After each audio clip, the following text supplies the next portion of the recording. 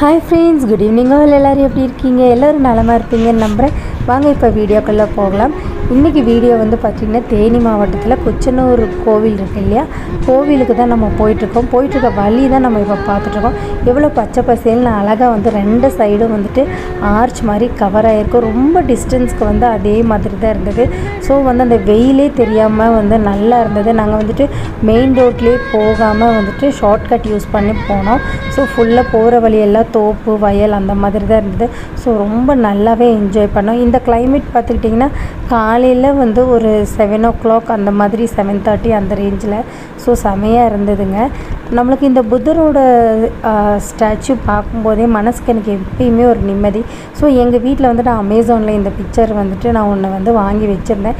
இது 200 something என்னும்போது ரொம்ப கம்மியாக தான் கிடச்சிது. ஸோ வீட்டு என்ட்ரன்ஸ்லேயே மாட்டி வைக்கும்போது அதை நம்ம பார்க்கும்போதெல்லாம் ஒரு மன அமைதி வந்துட்டு கிடைக்குது. இன்றைக்கி என்ன ஸ்பெஷல் அப்படின்னா எங்கள் அம்மாவோட பர்த்டே. அதனால் வந்துட்டு என்னென்னா கோயிலுக்கெல்லாம் 3 நாள் போயிட்டு நாங்கள் வந்தாச்சு. ஸோ வந்ததுக்கப்புறமா வந்து பர்த்டே செலிப்ரேஷன் அப்படின்னா என்னங்க சும்மாவா, அதனால் வந்துட்டு ஆனியன் ரோஸ்ட்டு மசால் ரோஸ்ட் எப்பயுமே எங்கள் வீட்டில் டிஃபனுன்னாலே மெயினாக எல்லாேருக்கும் அதுதான் பிடிக்கும். அதனால் ஸ்பெஷல் டே அப்படின்னா நம்ம வந்து ஸ்பெஷலான ஃபுட்டு பண்ணுவோம். ஸோ அது கூடவே குழந்தைங்களும் ஸ்கூலுக்கு போகிறாங்க. ஸோ அவங்களுக்கு வந்து இதெல்லாம் காலையில் ஆனியன் ரோஸ்ட் மசால் ரோஸ்ட்டும் கொஞ்சம் டைம் பத்தாதுங்கிறனால அவங்களுக்கு பிரெட் டோஸ்ட்டுக்கும் ரெடி பண்ணிகிட்டு இருந்தேன். இன்னொரு பக்கம் நான் ஊருக்கு போயிட்டு வந்திருந்தப்போ பலாக்காய் வந்து எங்கள் சித்தி கொடுத்துருந்தாங்க. ஸோ அது வந்து சீக்கிரம் செஞ்சிரு அப்படின்னு சொல்லியிருந்தனால என்ன பண்ணிட்டேன், ஃபஸ்ட்டு ஒரு நாள் நான் கிரேவியை பண்ணிட்டோம். மிச்சம் இருந்ததை வந்துட்டு சரி நம்ம வந்து பலாக்காயில் நல்லா ஒரு ஃப்ரை சிக்கன் செய்வோம் இல்லையா, அதே மாதிரி சிக்கன் 65 மாதிரி பலாக்காய் 65 பண்ணிவிட்டு அப்புறம் மஞ்சூரியனும் அதை வச்சு செஞ்சிடலாம் அப்படின்னு சொல்லிட்டு அதுவும் வந்து பண்ணிகிட்டு இருந்தேன். அதுக்கு வந்து எல்லாத்தையும் நல்லா அறுத்து அதை அப்படியே குக்கரில் கொஞ்சம் உப்பு போட்டு வேக வச்சுட்டு கூடவே வந்துட்டு பலாக்கொட்டையும் வீட்டில் இருந்தது அதையும் போட்டுட்டேன். இன்னொரு பக்கம் ப்ரெட் டோஸ்ட்க்கு வந்து நல்லா வந்து ஸ்பைஸியாக வந்துட்டு ப்ரெட் வந்து நம்ம தயார் பண்ணிடலான்ட்டு மார்னிங் குழந்தைங்களுக்கு. ஸோ அதனால் நல்லா மிளகாத்தூள் மஞ்சத்தூள் உப்பு மிளகுத்தூள் கரம் மசாலா தூள் எல்லாம் கொஞ்சம் போட்டுட்டு முட்டை ஒரு 4 முட்டை போட்டு நல்லா பீட் பண்ணிக்கிட்டேன். எந்த அளவுக்கு நம்ம பீட் பண்ணுறோமோ அந்த அளவுக்கு வந்துட்டு டேஸ்ட்டு வந்து நல்லாயிருக்கும். இன்னொன்று வந்து நமக்கு வந்து ப்ரெட்டு வந்து நம்ம போடும்போது நல்ல குவான்டிட்டியும் நமக்கு நிறைய கிடைக்கும். ஸோ நல்லா நம்ம முடிஞ்ச அளவுக்கு எந்த அளவுக்கு பீட் பண்ணுறோமோ அந்த அளவுக்கு நல்லா வந்து புஃபாக, அதாவது அந்த பஃபினஸோடு நமக்கு வந்து நல்லா வரும் நம்மளுடைய ப்ரெட்டு. ஸோ இது எல்லாமே நம்ம போட்டு நல்லா வந்து கலந்துக்கிட்டாச்சு. இதையும் வந்து பீட்ரு வச்சுருந்தா பீட்டரில் வச்சோ அடிச்சுக்கலாம். இல்லைன்னு சொன்னால் நம்மக்கிட்ட வந்து கரண்டி இருக்குது, இல்லைன்னா மிக்ஸி ஜார் வந்து இன்னுமே வந்துட்டு பீட் பண்ண தெரியாதவங்க மிக்ஸி ஜாரில் ஊற்றிட்டு ஒரு 2 பல்ஸ் கொடுத்தீங்க அப்படின்னா நல்லா பீட் ஆகி வந்துடும்.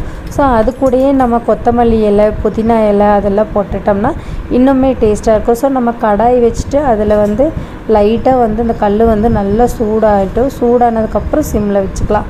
ஏன்னா நம்ம டக்குன்னு அந்த ஹை ஃப்ளேம்லேயே வச்சோன்னா ப்ரெட்டு போட்டோன்னே கருகிரும்.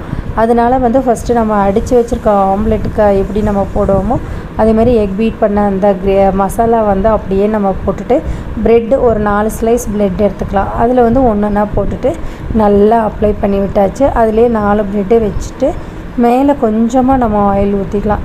ஆயில் ஊற்றினா தான் கொஞ்சம் நமக்கு அந்த கிறிஸ்பினஸ் கிடைக்கும், நல்லாவும் இருக்கும்.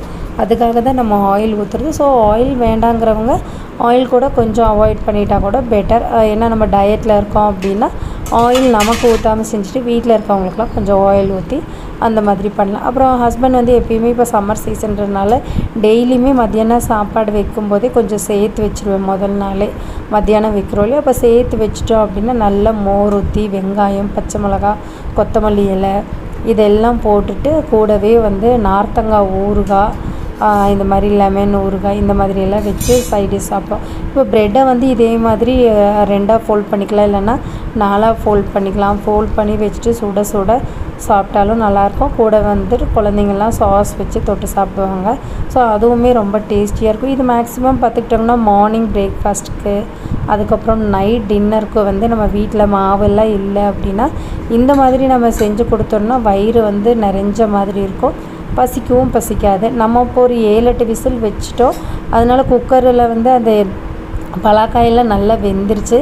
அது நல்லா ஆறுனதுக்கப்புறமா நம்ம எல்லாம் தண்ணி ஊற்றி வடிகட்டிட்டு அதை நல்லா ஆற வச்சிடலாம். ஆற வச்சா தான் நம்ம அந்த தோலெல்லாம் நம்ம அறுக்க முடியும். ஸோ கையில் கொஞ்சமாக நம்ம வந்து ஃபஸ்ட்டு அறுக்கும் போதே கொஞ்சம் லைட்டாக வந்து பிசு பிசுன்னு அதில் இருக்க பால் வெளியே வரும் இல்லையா, அதனால நம்ம கையில் கொஞ்சம் எண்ணெய் தேய்ச்சிட்டு அதுக்கப்புறமா கட் பண்ணால் அந்த கையில் பிசு பிசு இருக்காது. இன்னொரு பக்கம் ஒரு பாத்திரத்தில் வந்து இன்றைக்கி வந்து நான் முட்டை பிரியாணி பண்ணலாம் அப்படின்ட்டு. ஸோ ஃபஸ்ட்டு குழந்தைங்க ஃப்ரைட் ரைஸ் கேட்டிருந்தாங்க, அப்புறம் பிரியாணி செஞ்சு கொடுத்துருங்கன்னு சொன்னனால நல்லா தண்ணி ஊற்றி அதில் பட்டை, கிராம்பு, ஏலக்காய் இதெல்லாம் போட்டு நல்லா தண்ணி கொதிச்ச உடனே அரிசி வந்துட்டு ஊற வச்சுருந்தேன். இன்றைக்கி ஒரு 3 டம்ளர் பாசுமதி அரிசி, அதையும் போட்டாச்சு. நல்லா வடித்து எடுத்துட்டு அதை நம்ம என்ன பண்ணிடலான்னா நல்லா கோல்டு வாட்டரில் டேப் வாட்டரில் திறந்தோம்னா நல்லா அந்த அரிசி வந்து பச்சை தண்ணி ஊற்றிட்டோம் அப்படின்னா ஒட்டாமல் வரும். நல்லா நம்ம சுடு தண்ணியோடு அப்படியே விட்டுட்டோம், நம்ம அப்படியே ஃபில்ட்ரு பண்ணோன்னா ஒன்றோட ஒன்று ஒட்டிக்கும்.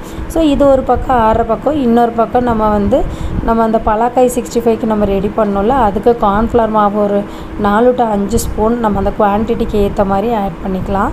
கூடவே மிளகாய் தூள் வந்து இன்றைக்கி 2 ஸ்பூன் ஆட் பண்ணிக்கிறேன். கூடவே அது கூடவே நம்ம கரம் மசாலா தூள் இருந்தால் கரம் மசாலா தூளோ, இல்லைன்னா வந்துட்டு நம்ம வீட்டில் சிக்கன் மசாலா இருந்தால் அது கூட நீங்கள் ஆட் பண்ணிக்கலாம்.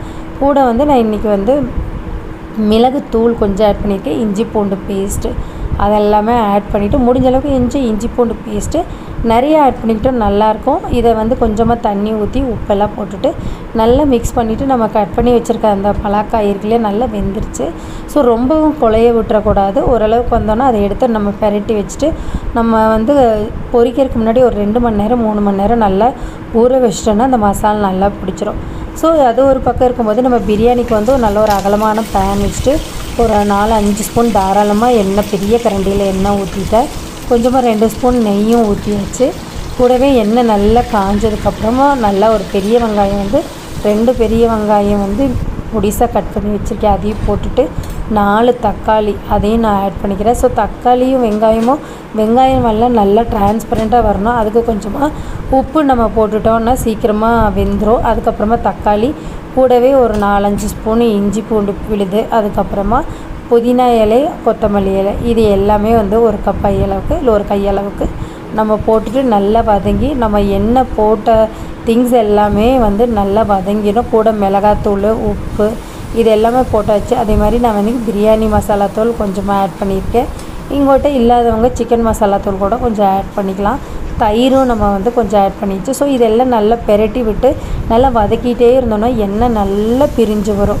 எந்த அளவுக்கு எண்ணெய் வந்து பிரிஞ்சு அந்த நம்ம போட்டிருக்க பாத்திரத்தில் அந்த மசாலா ஒட்டாமல் வரணும். இதுதான் வந்து கரெக்டான பக்குவம். நல்ல ஒரு மெரூனிஷ் கலர் வந்துடணும்.